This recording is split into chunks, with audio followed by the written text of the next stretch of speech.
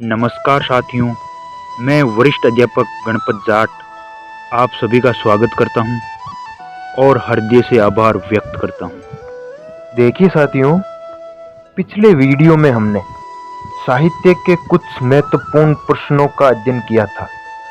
उसी कड़ी को आगे बढ़ाते हुए साहित्य के कुछ अत्यंत महत्वपूर्ण प्रश्नोत्तर प्रस्तुत कर रहा हूं। इसी क्रम में हमारा आज का पहला प्रश्न है, विश्वनाथ त्रिपाठी द्वारा रचित जीवनी व्योमकेश दरवेश किस विद्वान पर लिखी गई है? तो व्योमकेश दरवेश आचार्य हजारी प्रसाद द्विवेदी पर लिखी गई जीवनी है। दरअसल हजारी प्रसाद द्विवेदी ने व्योमकेश शास्त्री उर्फ हजारी प्रसाद द्विवेदी नामक एक संस्मरणात्मक निबंध लिखा था। इसी कारण विश्वनाथ त्रिपाठी ने हजारी प्रसाद द्विवेदी की जीवनी व्योमकेश के नाम से लिखी है। अगला प्रश्न है, किस आलोचक को तुलनात्मक आलोचना के लिए प्रसिद्धि प्राप्त हुई थी? तो तुलनात्मक आलोचना के लिए पंडित पदम सिंह शर्मा को प्रसिद्धि प्राप्त हुई थी। दरअसल पंडित पदम सिंह शर्मा ने देव और बिहारी के मध्य तुलनात्मक आलोचना का प्रस्तुतिकरण किया था। इसी कारण उन्हें ये प्रसिद्धि प्राप्त हुई। अगले प्रश्न की ओर बढ़ते हैं। अगला प्रश्न है, इतिहास दर्शन नामक पुस्तक किसके द्वारा लिखी गई है?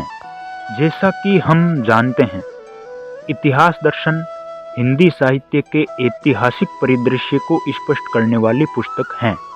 तो इतिहास दर्शन पुस्तक बुद्ध प्रसाद द्वारा लिखी गई और ये पुस्तक सन 1932 में लिखी गई थी।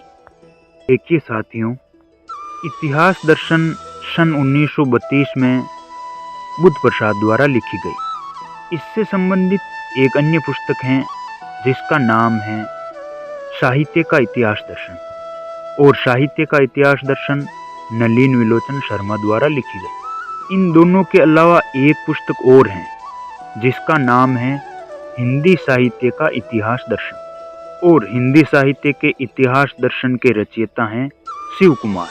इसी क्रम में हमारा अगला प्रश्न है, गे सुकुमाल रास नामक रचना किसके द्वारा लिखी गई है? तो साथियों, गे सुकुमाल रास कवि दल्हन द्वारा लिखी गई है। देखिए साथियों, यहाँ पर एक स्मरणीय तथ्य है कि कवि दल्हन ने गे सुकुमाल रास की रचना की थी। एक रचना है आबू रास, और आबू रास की रचना कवि पल्हण द्वारा की गई थी। इन दोनों से अलग एक रचना है आबू रासो, और आबू रासो की रचना कवि कल्हण द्वारा की गई थी। अगला प्रश्न है, हिंदी में सर्वप्रथम बारहमासा वर्णन किस रचना में मिलता है? तो सर्वप्रथम बारहमासा वर्णन विनय चंद्र सूरी की नेमिनाथ चौपाई में मिलता है।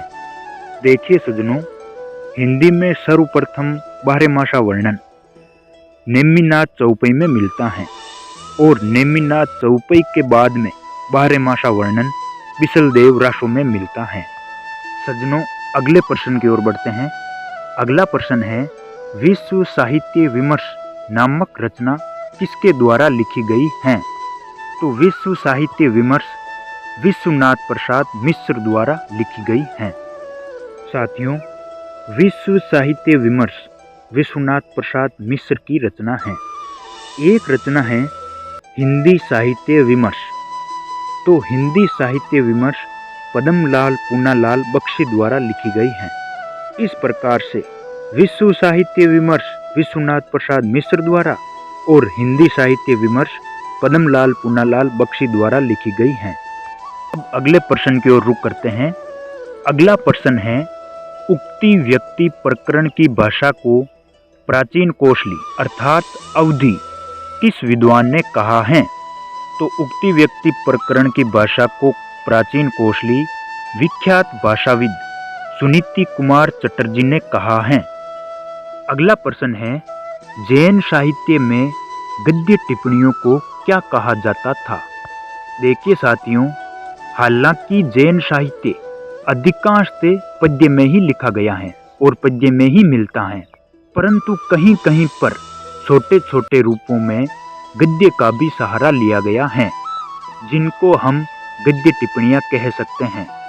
और जैन साहित्य में इन गद्य टिप्पणियों को टब्बा कहा जाता था। अब अगला प्रश्न है, प्राकृत भाषा में पवुम चर्यु की रचना किसने की थी?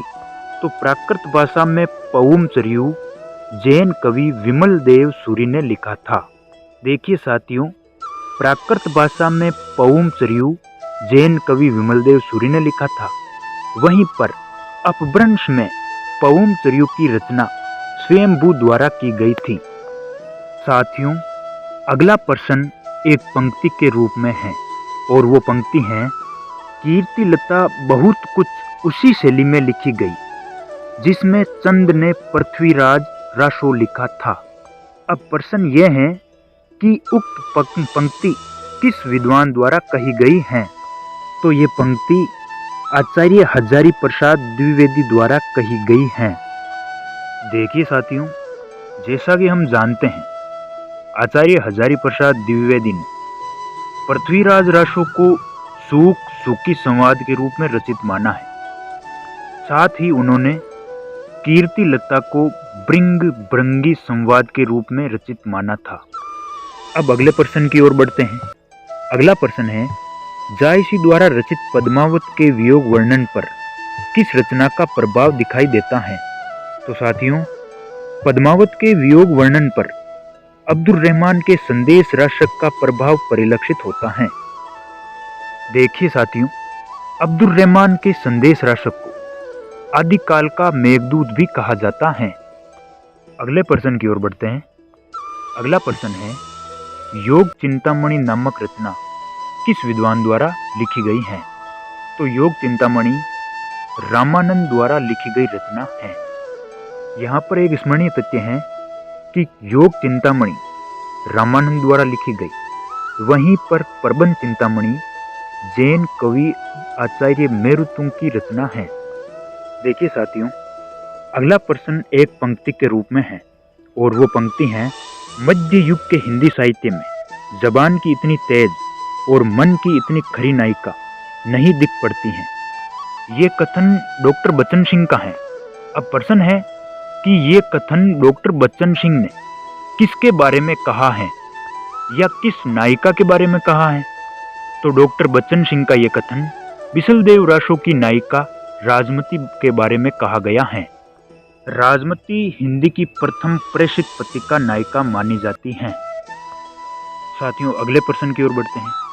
अगला प्रश्न है, युद्ध बैलेड्स या युद्ध काव्य किस रचना को कहा जाता है? तो युद्ध काव्य परमाल रासो को कहा जाता है। और आज का अंतिम प्रश्न है, महापंडित राहुल सांकृत्यायन ने हिंदी का सबसे बड़ा या महान कवि किसे माना है? तो सांकृत्यायन ने हिंदी का सबसे बड़ा कवि स्वयंभू को माना है। ध्यान रहे साथियों, राहुल सांकृत्यायन ने हिंदी का सबसे बड़ा कवि स्वयंभू को माना है, वहीं उन्होंने हिंदी का प्रथम कवि सरहपा को माना है। साथियों, आज के प्रश्न यहीं पर समाप्त हुए। उम्मीद है ये प्रश्न आपके ज्ञान वर्धि में सहायक होंगे। अगले वीडियो में ऐसे ही कुछ महत्वपूर्ण प्रश्नों के साथ हम फिर से मिलेंगे। तब तक के लिए अनुमति दीजिए। धन्यवाद साथियों।